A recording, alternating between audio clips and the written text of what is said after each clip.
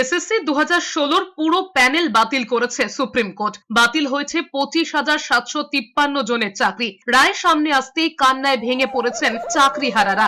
চাকরিহারাদের হাহাকার আর্তনাদে ভারী হয়ে উঠেছে কলকাতার আকাশ বাতাস। তাদের কারুর বক্তব্য, এই রায় মৃত্যুদণ্ডের সমান। নিজেদের যোগ্য বলে দাবি করে অনেকের প্রশ্ন, এত নথি জমা পড়ার পরেও কেন যোগ্য অযোগ্য আলাদা করা গেল না? চাকরিহারাদের অনেকেই অনার্স মাস্টার্সে ফার্স্ট ক্লাস, কেউ বা আবার বিএড এমএড এর 2, 4, 6 র্যাঙ্ক করা, কিন্তু শুধুমাত্র অযোগ্যদের আলাদা করতে না পারার জন্য তাদের অথই জলে পড়ে যেতে হয়েছে। তাদের আরো বক্তব্য, 10 বছর আগে পরীক্ষা দিয়েছিলেন, কি করে জানবেন যে সেই সময় দুর্নীতি হয়েছে?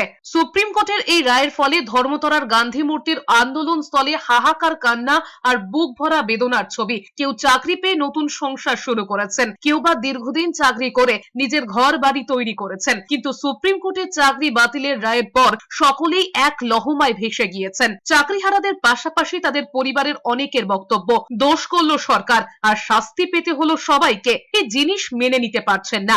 আদালতের রায় চাকরি গেলেও নিজেদের জায়গায় এখনো অবিচল চাকরিহারারা। চাকরিহারাদের একটা বড় অংশ লড়াইয়ের পথে আস্থা রাখছেন, আইনি লড়াই লড়ে চাকরি ফিরে পাবেন বলেই ভরসা রাখছেন।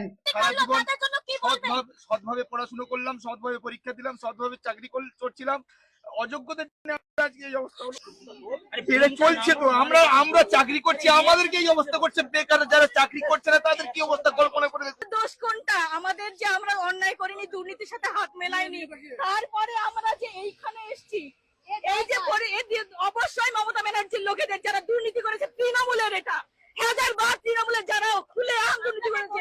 আমারও অফার এসেছিল টাকা দেওয়ার জন্য, আমি যাইনি ছিলাম। এবারে মরণ কামড় দিয়েই তারপর মরবো, মরে তো যাবো, এছাড়া এইভাবে আমরা বাড়িতে তো আর ফিরতে পারবো না।